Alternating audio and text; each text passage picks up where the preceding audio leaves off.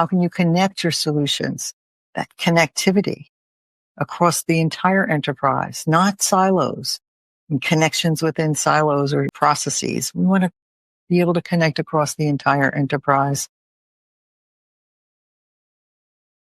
Utilizing APIs, you can connect to any data, logic, application, or service across the entire enterprise, whether that's ERP, manufacturing, commerce, or CAD.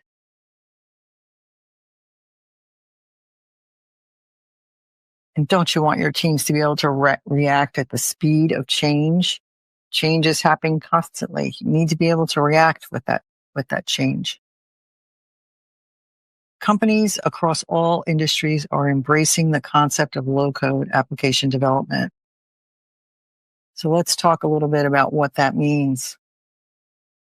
With traditional coding, what you have are highly technical, skilled resources. Again, hard coding, inflexible, long lead times. Thank you for watching. To learn more about this topic, check out the links in the description. And if you enjoyed what you saw, like the video and subscribe to the channel.